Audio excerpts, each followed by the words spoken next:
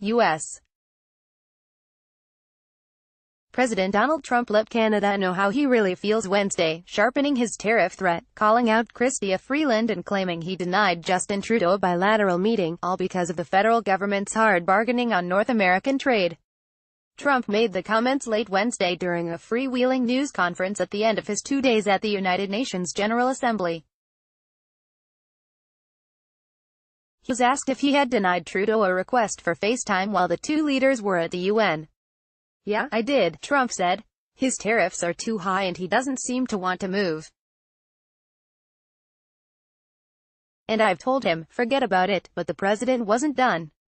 He then reiterated his threat to slap punitive tariffs on Canadian auto imports to the U.S., a both barrels tactic experts on either side of the border have warned would devastate the industry. "Frankly, we're thinking about just taxing cars coming in from Canada," Trump said. "That's the motherlode, that's the big one. We're very unhappy with the negotiations and the negotiating style of Canada, and then, for good measure, we don't like their representative very much." That appeared to be a reference to Foreign Affairs Minister Chrystia Freeland, a former journalist and careful tactician whose star turn in Trudeau's government has earned her deep respect in the Liberal caucus and beyond. Officials in the Prime Minister's office disputed the president's statement, insisting for the second time this week that they did not request a meeting and declining further comment. It wasn't immediately clear whether Trump was responding to comments Trudeau made earlier at a news conference of his own, similar to what happened over the summer following the G7 meetings in Quebec. Trump had already left Charlevoix and Trudeau was giving a seemingly benign defense of Canadian interests at a post-summit news conference when the president suddenly erupted into a bitter Twitter tirade from the confines of an airborne Air Force One. The two leaders have spent little time together since, suggesting that the G7 gathering was a turning point in one of the most important high-level diplomatic relationships in the world. Earlier Wednesday, Trudeau appeared to give a gentle nudge to the president's trade ambassador, saying Trump had insisted repeatedly that punitive American tariffs on steel and aluminum wouldn't be an issue under a new NAFTA. Trump has said, a few times, that a new deal would mitigate the tariff issue, the Prime Minister said. "We are continuing to work on getting to a right deal for Canada, a right deal for Canadians. And that involves, obviously, feeling confident about the path forward as we move forward, if we do, on a NAFTA 2.0 and the lack of punitive tariffs that we consider are unjust," Trudeau said.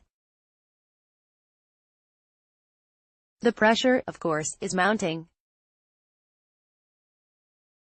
Congress, wary of upcoming midterms that are widely expected to inject more Democrats into the current power balance on Capitol Hill, is agitating for Canada to join an existing U.S.-Mexico deal before a self-imposed deadline of Sunday. Observers say the patience of U.S. lawmakers is waning, particularly with a good deal with Mexico on the table. Supporters of Mexico's incoming government, which takes office Dec. 1, are not especially fond of NAFTA, which is why both countries want the deal done before then. Trudeau's interactions with the mercurial U.S. president have been a subject of great curiosity over the course of his 3 days at the General Assembly.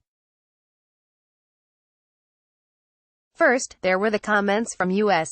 National Security Advisor John Bolton, who suggested Monday that requests for a bilateral meeting couldn't be accommodated. Officials in the Prime Minister's office insisted no such request had been made, given already close contact with the White House. The next day, what appeared to be a brusque encounter between the two leaders, Trump appeared to ignore the Prime Minister at a UN luncheon until Trudeau tapped him on the shoulder, only to shake hands with a still-seated president, sent tongues wagging. The Prime Minister insisted it was just an innocent exchange, a notion that was all but in tatters by the time Trump took to the podium, where he felt compelled to add his standard countervailing compliment. "I love Canada, by the way," he said. "I have so many friends, but that has nothing to do with this."